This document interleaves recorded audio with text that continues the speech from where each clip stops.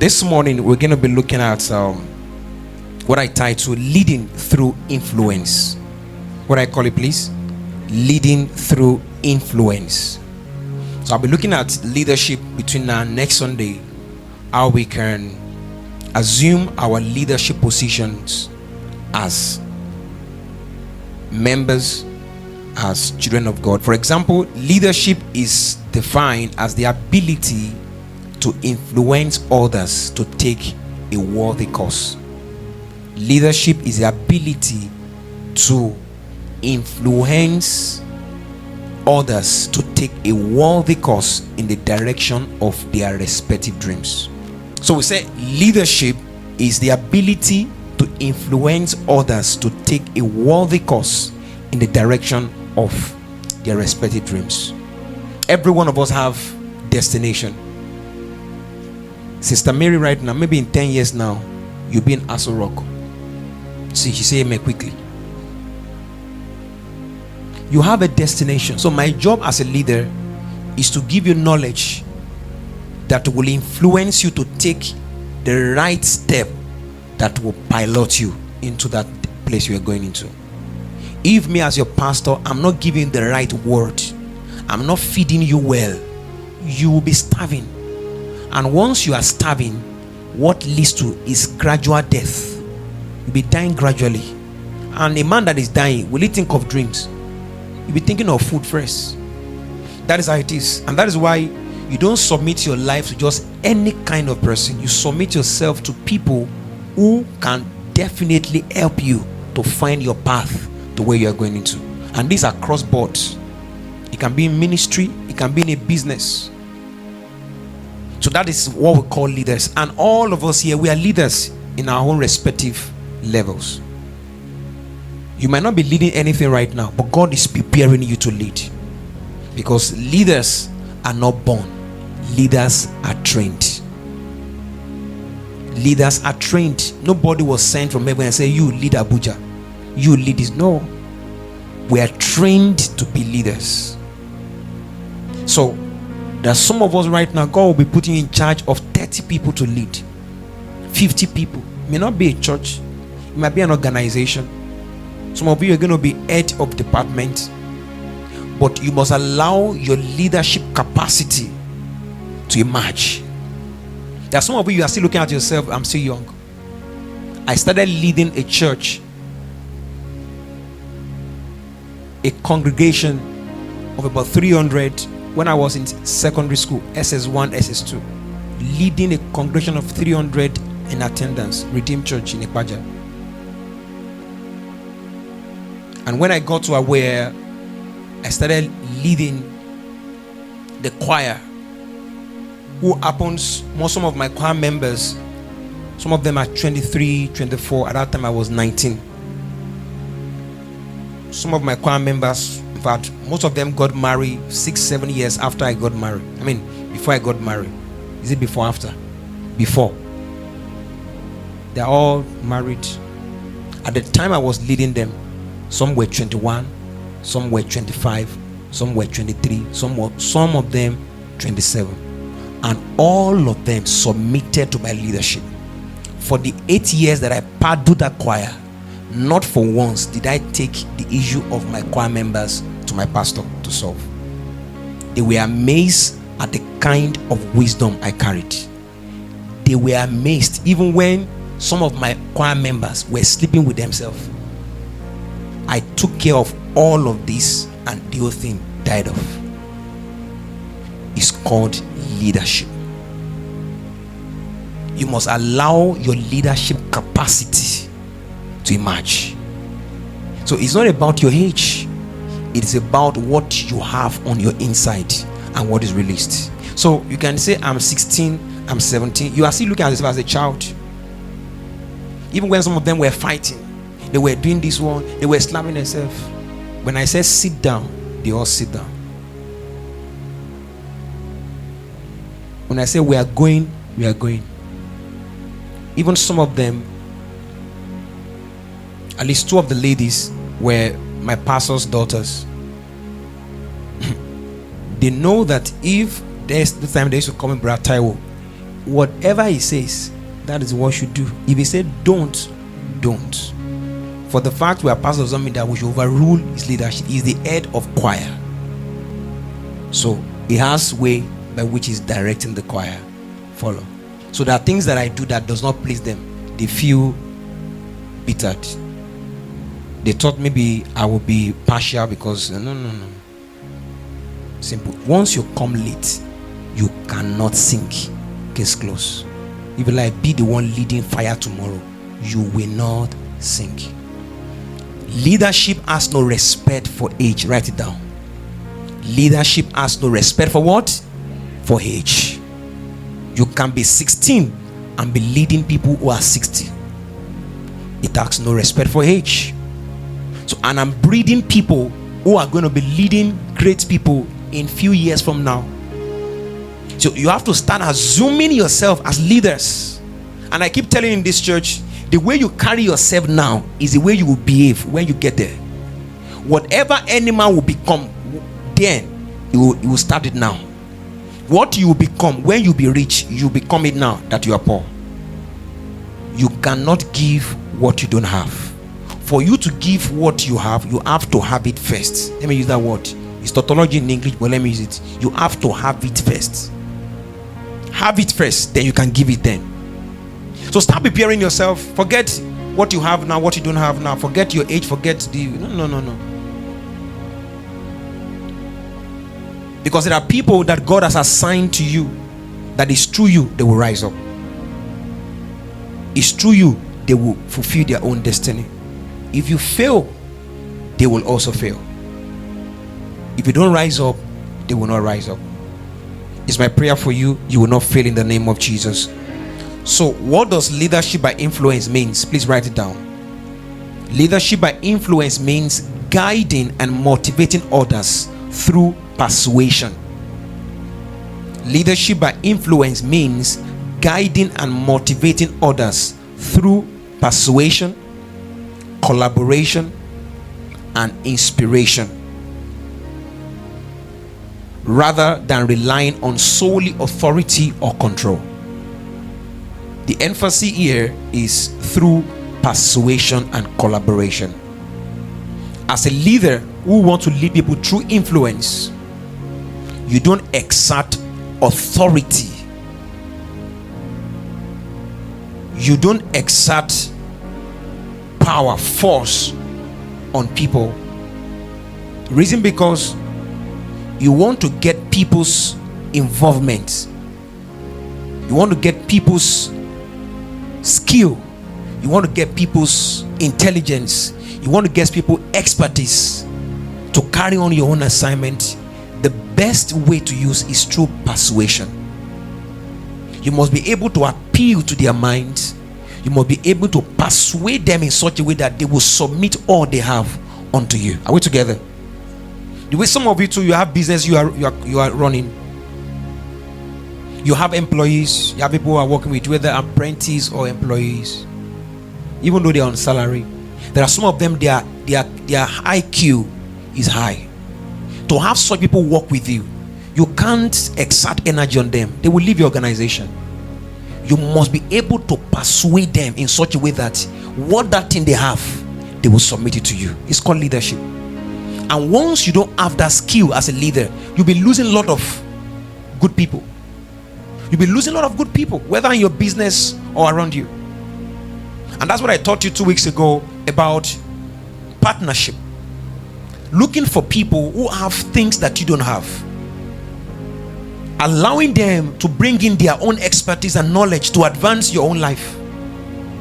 So as a leader, for you to advance your own life, you must lead through influence. And that's the best way to lead in life, in any space.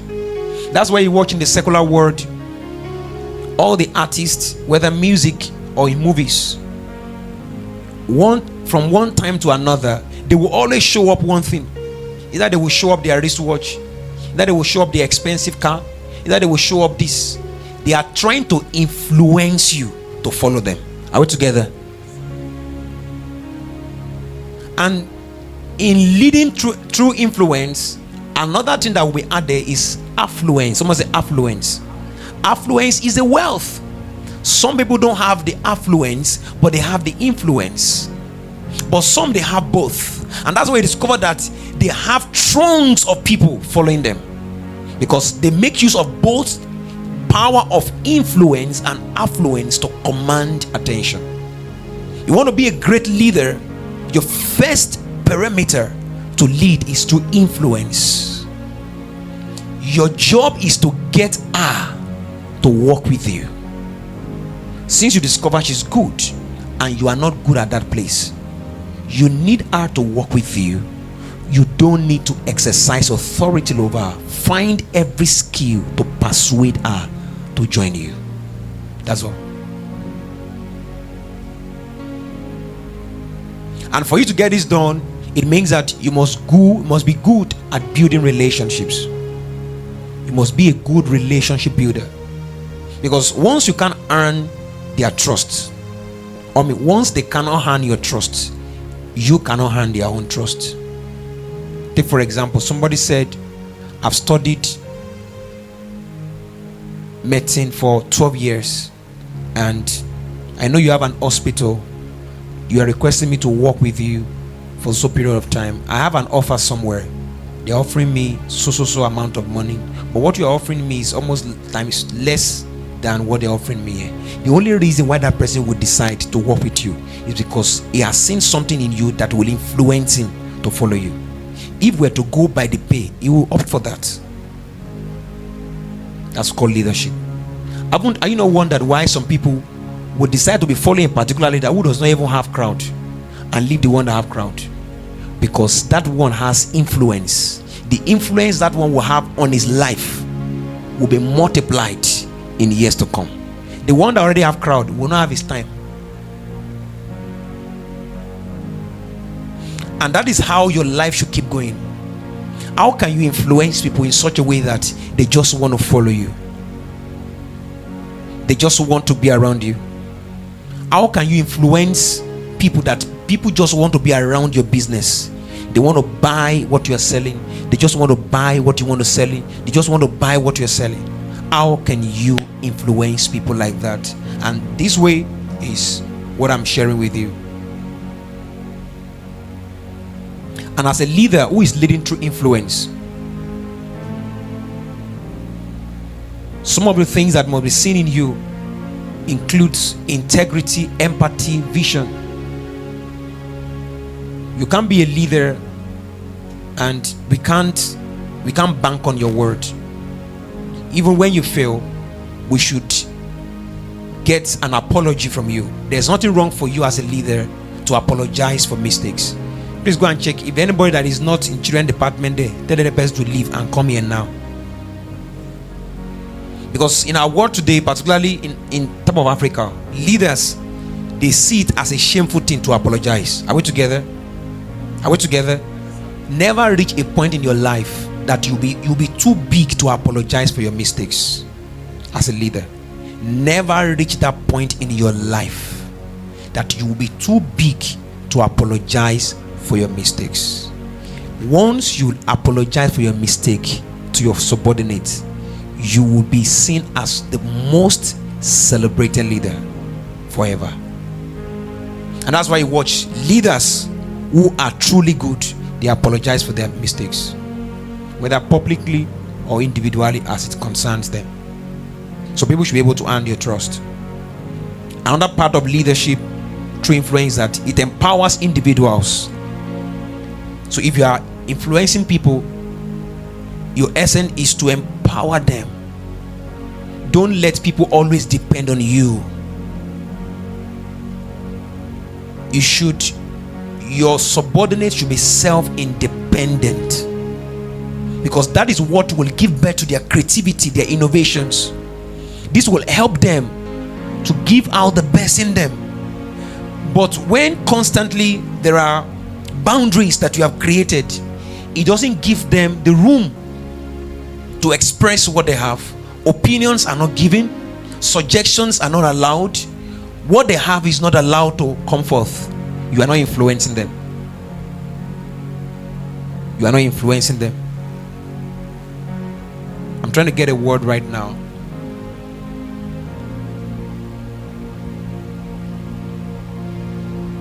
So you must be able to encourage them and empower them to do what they are willing to do. I've served under some pastors many years ago in Redeem that they know the kind of grace I carry, but they will not let it. Those times when I was in Redeem, they usually allow me to teach every thought Sundays. Is a breakthrough service. It's always powerful. So as usual, when we preach, great things happen. And some of the members will say, Pastor, allow this young man, I think I was around 21 or so that time, allow this young man to teach us sometimes.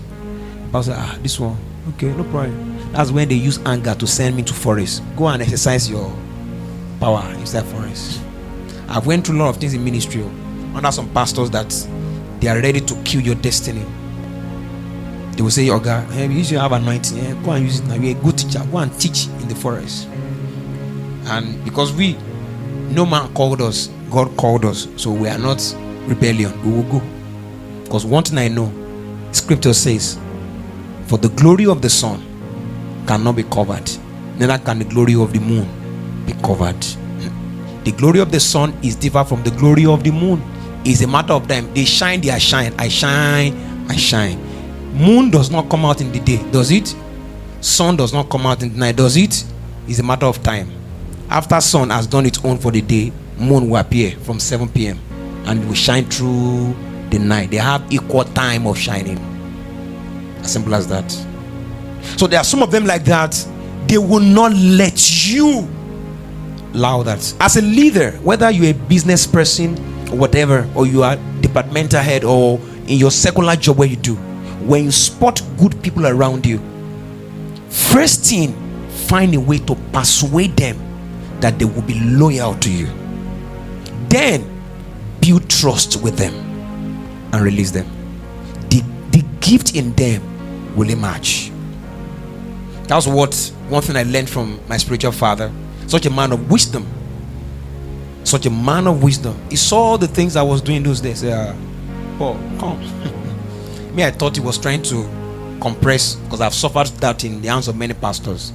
So I thought he was trying to. So when I sat down and analyzed, I saw that no, this is the right way to serve. So I submitted everything, and he was watching me grow. He was watching me grow, and with time, he gave me access to certain things, and that was all. And right in his eyes, I was imagining. My pastor says boldly, not to me, without fear of favor or anything. He said, I know Pastor Paul is a good teacher, but me, I know the grace I have. Let's Pastor, when it comes to teach, he will teach you. But me, I know my prophetic grace. That's it. That's what we call self-contented leader. A leader that is not afraid of what his follower will become. There's a word I'm trying to remember. Self-secured. There's another word I'm trying to remember. Insecurity is not part of his life. He's so self-secured, and it's still the same thing now. Still the same one now. So that is the kind of person you should imagine to. In my life, as I pray and I say keep growing up, because it's normal in human to see someone who came to you without nothing, and right in your eyes the person had become something. Is humanly you would not want that person to grow. Humanly. But if you allow the Spirit of God inside of you, you will know that this one must go and let his destiny go. I said, Lord, as I keep rising, give me the privilege to raise others, and let me never reach that point where I will see people's lights want to shine. I will say, no, this light will not shine. I will allow their own light shine, because I have my lights. Our lights are not the same. Never can our light be the same. We operate in different levels. We have different giftings, but the assignment is the same. It's towards heaven. If it's also in business, you are good in your area, I put in your area, face the area. But my job is that deliver my job. If you don't do it well, I sanction you. You'll be a good leader. You'll be a good business person. Your customers will always want to buy from you. They will always want to hear, even if what they want to buy is 2 naira, because they know that the way you always package them, the way you always talk to them, the way you always know, they just want to be around. You're a good leader. So if you want to lead in life, lead through influence. Is the easiest way to lead. So let's look at some of these parameters of how to lead through influence. There are a couple of them, but I will just run through some of them. Number one, to lead through influence, you have to build trust. Be transparent and honest in your conversations and actions. As a leader that is leading through influence, be as transparent as possible. Don't have skeleton in your cupboard. Don't have secrets that others cannot access, particularly your subordinate. Of course, you have your own secrets, which is probably for your own privacies. But there are things that maybe your subordinate needs to know to advance his or her life. Let them know it. Just for example, if I was to be a self-centered leader, there are some secrets I've shared with you that helped me, I will not share with you. There are pastors that there are things that have helped them. They will never. There are some of my leaders, they have brought them into some space of things I'm doing. It doesn't stop me from advancing. It doesn't stop me from advancing. I will grow and become the best that God had wanted me to be. It doesn't. So you must build trust with the people you are leading. And amongst this, learn to admit your mistakes and take responsibility. Mistakes happens as leaders. Mistake happen. You're going to be a good leader when you learn and admit your mistakes. Never raise your shoulder and commit public blunder as a leader and said, you can't correct me. That's the beginning of your fall as a leader. Mistakes happen. No leader is above mistake. I, your pastor, I'm not perfect. I'm not a saint. So I admit my mistakes and I take responsibility for my actions, because there is no cause without an effect. So before anything happens, there must be a cause. So be ready for the effect of what you have caused. And when it happens, man up, stand up to it and hold it firm, so that you can pass through it and run on. Then amongst that, after building trust, keep confidential information confidential. That's part of building trust.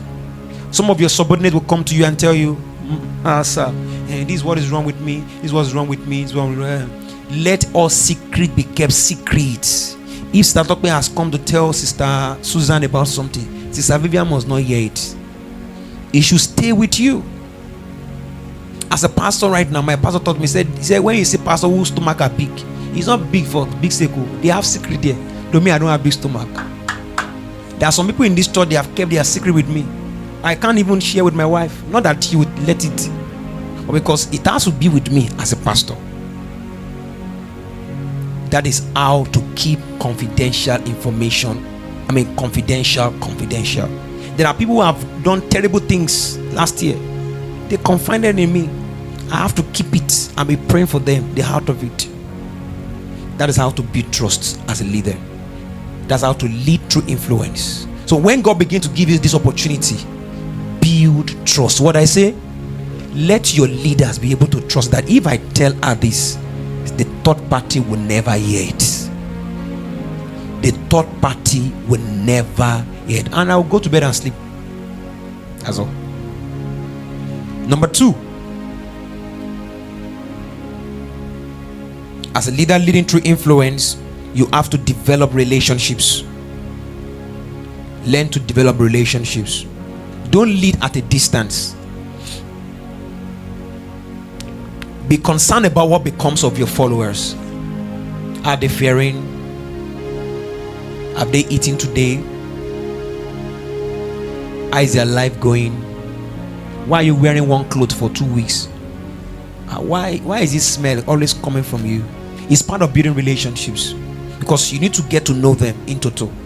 Be concerned about what goes on in their lives. This is not applicable to church only. It's applicable to every sphere of your life. Remember, you are leading through influence. If you are leading through authority and coercion, you don't need all of this. Go from here. We are going. They cannot say they are not. But because you are leading through influence, you can tell somebody to go and we say, sir, I'm not going. You should ask the person, why are you not going? Let me give you an example. During the week, I instructed one of my staff. I said, tell that person to go and get this. I was on phone, and he mentioned that the person said he's not going. I said, are you sure? He said, yes. Tell the person that the boss said you should go and do this. He said he's not going. I said, he's not going. At first I wanted to get angry. I said, calm down. He said, inquire, why did he say he's not going? So I now discovered that there's a mix-up of information. Because if I was to react to the fact that I even said, tell the person I said he should go, and the person said no, he said he insisted he's not going. I said, okay. And I said, okay, and make a call. And I said, why did you decline my instruction? Now said A, B, and C is the reason. I said, okay. That means there's a mix-up of information. It's that you are not communicating your reason well, or the person is not communicating the reason well. Simple. That is how to lead as a leader. Because if I was to base my judgment on what that person said, that person is in trouble. So build trust. Don't place your judgment at the first instance. Don't just judge at the first instance. Inquire, why is this? From the mouth of 1 and 2, Bible says the truth is what? Established. That's how to be a leader. Show genuine interest in their lives, their career. In 5 years' time, where are you going? Just like my pastor asked me, what are you doing the following year? I said this and this. I said, okay, go. Be concerned about their lives. As busy as I am, and some of my leaders are close to me here, I'm concerned about their life, whether male or female, because I want to see myself being replicated in them in the years to come, and they themselves also producing other people in years to come. And there are some of them, and let me also say this ahead of time, it is not everybody around you that you can lead. There are some people that as you are dragging them, they are dropping. As you are dragging them, they are dropping. As you are dragging them, they are dropping. Once you have people like that around you, you cannot lead some people for a long time. Leave them. Go to the ones who are willing to receive. When we're having our send forth now from our church, one of the lady, when she was doing her own farewell word, they said, Pastor Paul, he's one of good leader, blah blah blah. He said, but there's one thing about him, Pastor Paul. He said, Pastor Paul, if Pastor Paul have interest in you, he will stay with you. But Pastor Paul, if he drag you first, you come, you follow you further. Drag you second, you come. Third time you follow. But if he drag you first, you are doing like this. Second, you are doing like this. The third is like this. He said, on the third level, Pastor Paul leaves you. He's going to another person. And that is where I am. I don't drag people for too long. Once I've dragged you first, second, third, I say, you are not willing. I leave you. I go to the ones who are willing, because I have millions of people to attend to. But my pastor, is very patient. Pastor Kunle can stay with one person for 1 year. Me, I don't have that grace. Pastor Kunle can stay with one person, following one person for 1 year. No, I don't have that grace. 3 grace is what I have. After the third one, once you are not willing, okay, somebody else can lead you. So as a leader, you should be able to go those, lengths of times with people, and then you'll be able to know what happens to them. All right. Number 3, communicate effectively. This is very, very crucial part of a leader leading through influence. Communicate effectively. As a leader, if you have an organization, you have a business, you have people who are following you, you should be able to articulate your visions, your goals, and expectations. Don't assume that your followers knows what to do. Assumption is said to be the lowest level of knowledge. Don't assume that they are supposed to know they will pray at 7 a.m. Let the instruction keep coming at the time they're supposed to know. It serves as a reminder. I will not be too busy to put measures in place for the service. I put all the measures in place, even though I know it's a routine.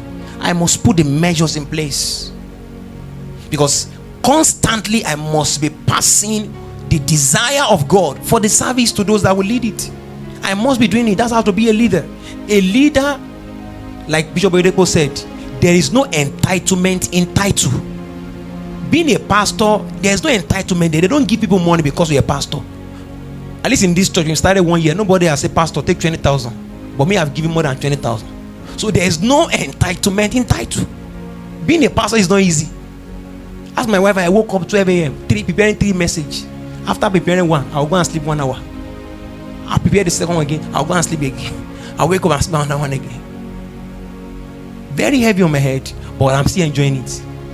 So it's not something that I'm enjoying it. When you get there, you know that it's not easy. When you get it, especially if God don't give you a special assignment like mine, you know that it's not easy.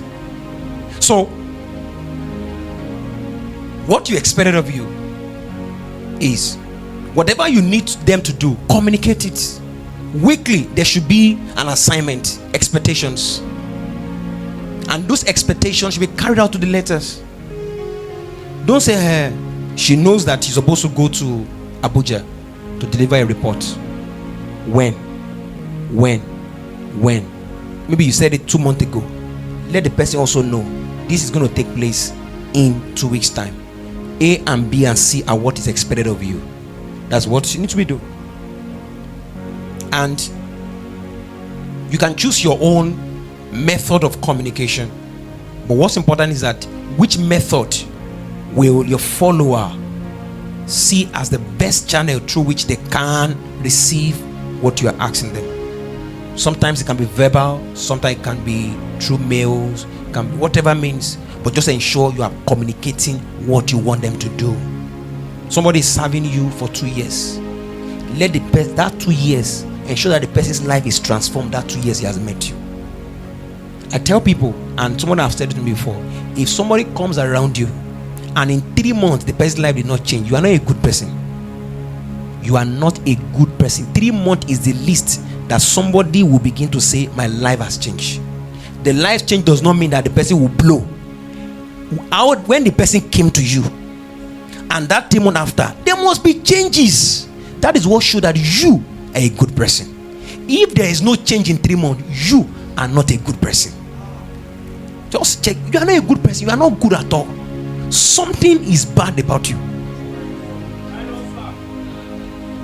So, because naturally, the way God wired us, that we are meant to replicate ourselves.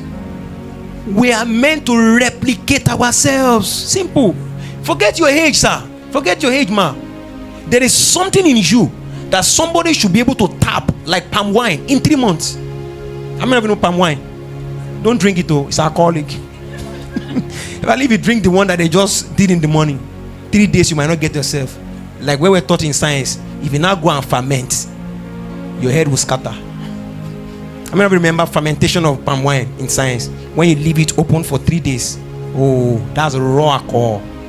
It has ferment. If you take like this, here we go gaga. We're taught that in science. Fermentation of wine.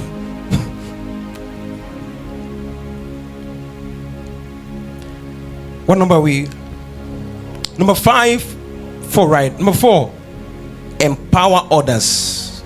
Empower others. As a leader, delegate tasks and responsibilities based on individual strength and capacities. Learn to delegate assignment. As a leader, there are things that you know you can do, and there are things others can do. Delegate that job to them. Let them know on time, you are the one that will do this, you are the one that will do this, you are the one. Let the person know it's your job to do this. And when you are delegating assignment, provide resources, training, support that will ease that job. Don't just say go to Abuja, no transport. How will the person get there? It can take the person 3 months to get there. He said, just get there anyhow. Okay, I will get there. In 3 months, I will get there. Don't give an assignment without instruction. Don't delegate an assignment without what the person needs to carry it out. At least send somebody errand, give the person transport. Don't say, trek, go. Gone are the days in ministry, they say, oh, yeah, go and start a church. No land, no entrance. We have heard you, sir. You will not see me there next Sunday. in this century, go and start church without instrument. No. You provide what they need to make the work easy. That's it. The same way, you too as a leader, delegate the assignment, but ensure trainings, particularly support. Let the person know this how to hold mic. Don't go and hold mic like this. They will not hear you. Hold mic to your mouth. All those support, all those training, make it available. It will help them to grow as a leader, and they will discharge their duty so well.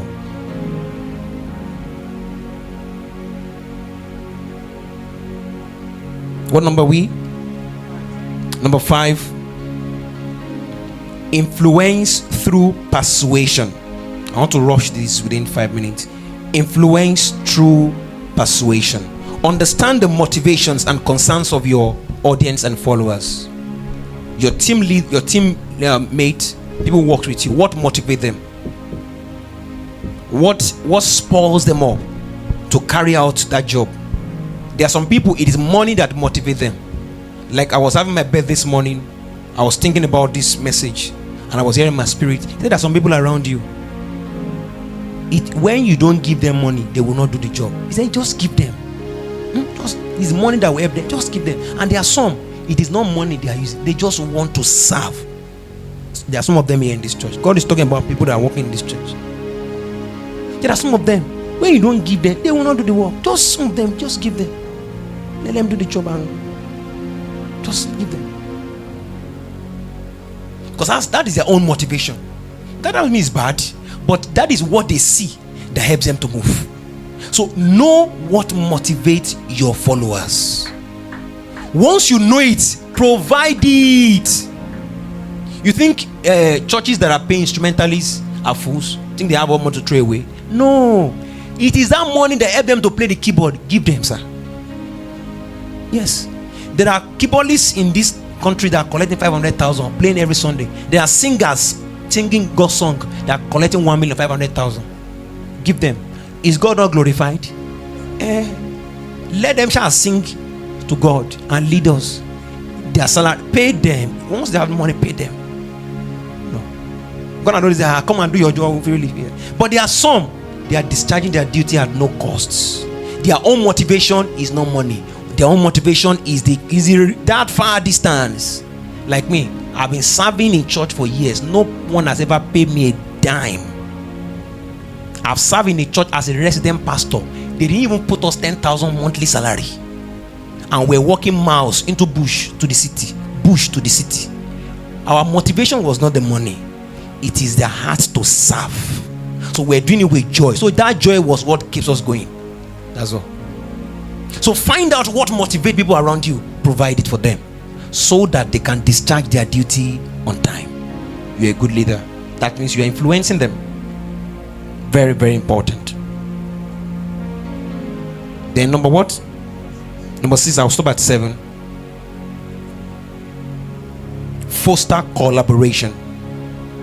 Foster collaboration. Create opportunities for cross-functional collaboration and teamwork. As a leader, don't feel too big to join force together with your team to get things done. In fact, some people, if you come to our office, the way I talk with my staff is as if we are mates. Not because I just want to. Around me, I love people to be free to do what they want to do. I don't really see myself as bigger than anybody, higher than my staff. We are all. I see. We are. In fact, I said that we are all friends. We are friends. I've heard a very big leader mention that word to people in the base. We are all friends. Friends does not have class. Are we together? You can be 12 and be a friend to someone who is 60. It's not about the age. It is about what you have in your head. For the fact I'm your friend does not mean I don't know what I'm doing. I have my boundaries. If you cross my boundary, I give you a stroke. And my stroke sometimes can take you far 60 miles from me. And there's some people, because they don't know how to manage relationships, they cross their boundary, I shut the door against them, and they will never enter that door again. So that's another thing to learn. If your leader make you a friend, that doesn't mean you should abuse it. Because once you abuse that relationship and they shut the door, you may never get that door forever. I got to this level because I learned to manage my relationships well. I've served under pastors who give me, if I will eat in the same plate, just like my pastor, I never take 1 inch step for granted. I never take any inch step for granted, because I know if this door is shut, I may not get it again. And I'm telling some of us that are very young, you are privileged right now to be among people, whether in your office, your business space, people who have 30 years experience, 15 years experience, and some of them, they are calling you friends. They are not fools.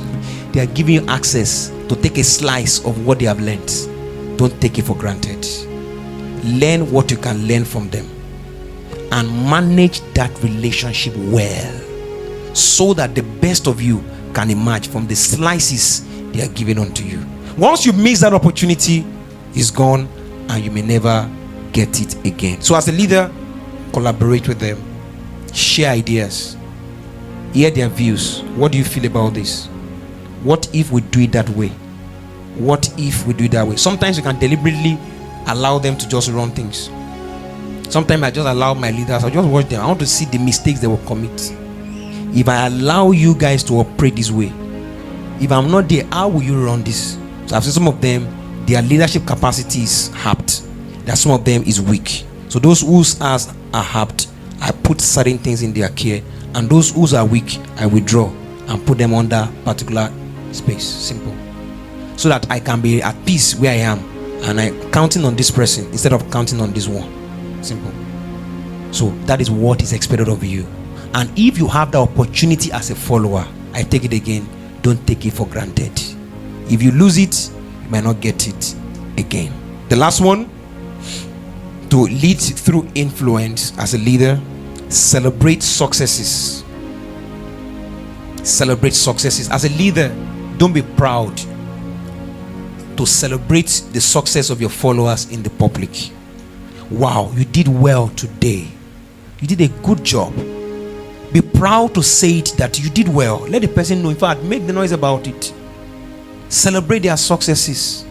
Celebrate what they are doing. Let the person know that what you have done is good and I'm proud of you. Let the person know that you are proud of what he's doing. Such kind of follower will always love you irrespective of your gender and submit to you. The same way you're a business person, you see the way people are buying from you, let them know that the way they are patronizing you, you just love it. Celebrate them. Sometimes you can just, as they are coming to buy, you have handed something in addition, just give to them, let them go with.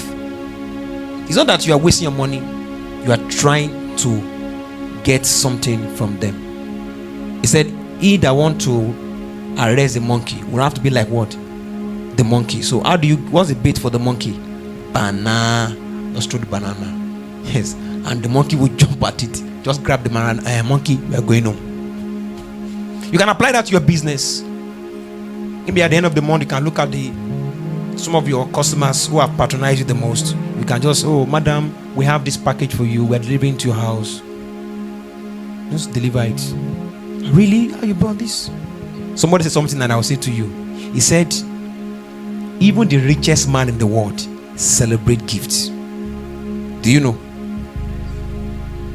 Is your phone there? Okay, let me have it. This is your phone. See, your phone is always available. Now, there's iPhone. What's the highest iPhone now? 16, Abby? There's 15. Now, even if that man, he uses iPhone 16, someone using iPhone 16 and he bought it, is well to do. Now, because of what the person has bought from you, he has bought goods worth maybe 30 million, 40 million, you have made profits and all that. You now decide to buy another iPhone 16 for the person, maybe it's worth 15, 16, 17 million. Do you think the person will reject it? The fact that you bought that phone, he knows the value of the phone. The fact you bought the phone and wrap it as a gift, appreciating their patronage to you will command them to always get back to you every now and then. If somebody is marketing them, because they remember that phone you bought for them, they will always come to you. I did that to one of our realtors. I said, because you have helped me scale certain boundaries and issues that we're having around this park, I said, I will give you a plot. I told them last week, I said, I will give you a plot of land in this area. He said, really? I said, yes, I will give you. The man was so excited. He now called me and said, Mr. Paul, I mentioned what you said you give me to our parish. Maybe he's a Catholic person. And they prayed for you. I said, what? Because I said, I will give you a plot. I've not even given the plot first. I want to say, I will give you a plot. Because the man, he did an exceptional work to help me cover some lapses. And that I was having some issues in regarding that area. So he said, don't worry, I will manage it for you. And he managed it well. And I said, and I was just doing I said, oh, this is what you're helping me to do. God will reward you. In fact, I can even gift you a plot. I've not, the man said, oh, yes.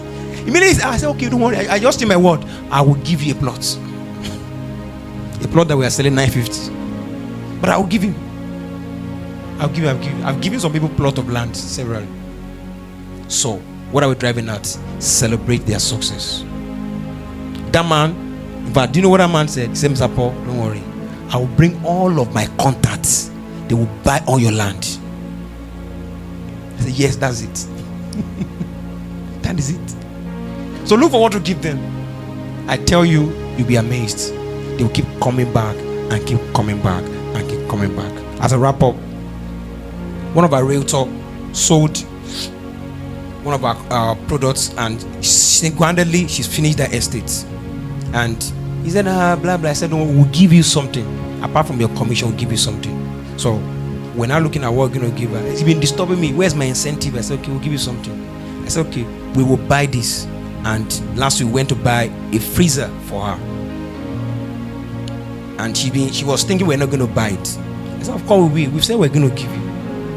Because she was trying to raise her shoulder anyway. I just said, don't worry, we will buy it. And we went to buy the freezer, we packaged, and we sent her the picture. She was really excited. She now sent the proposal. He said, now I'm ready to partner with the company to sell for the company. Okay, now we get you. See, there are a lot of things you just need to do. You'll be at peace anyway. It's a simple secret to command the loyalty of people who follows you. There are things you just be doing it. They will be loyal to you forever. Even somebody is marketing them somewhere, each time they remember that gift, they will rather bring that person to you. Celebrate people's achievement. Be proud of whatever they are doing. Say it anywhere. It does not stop your own shine. Shine your shine. I shine my own shine. My shine no go disturb your shine. That's what we call self-security. You are secured, I'm secured. Simple. But don't ever shy away from the progress and the success of your followers. Be real that you are noticing the person is making progress, and let the person know that you are aware is making progress and you are looking forward for more. That follower will follow you forever. I keep telling you, my spiritual father, I don't have another person. He's my only one and for life, because he's interested in my growth and he says it publicly, and I'm proud to mention him to anywhere in the world. When I see a man who have genuine interest in my growth, I'll submit my entire life to that man. As simple as that. And that's why if he cough like this, I will appear. If I cough, it will appear. He said, Paul, I need 2 million in the next 10 days. Even if I don't have money, I will look for everywhere to get that money. I must look for the money, because he's a true leader, and I will celebrate him till Jesus come, because he has influenced me to that point that I can defend him even at that point. So you imagine the length of influence he had on my life, that even if I koro catch him, I will say he did not do it. So you too can be that kind of a leader. And that's what I'm doing to some of you. I cannot do so much. It's only when you open your arms that I'll be able to do that. When you are willing and obedient, you will eat the fruits of the land, saith the word of God. Bow your head this morning and ruminate over this word in a few minutes. How can you influence your own world? How will you influence your own family, your own environment with what God has given to you? With that skill, it won't cost you anything to teach what you know freely to people. Just teach them. It won't cost you anything. Just teach them. Give people liberty to be free. Give people liberty to be free. Give people liberty to be free. It won't cost you anything.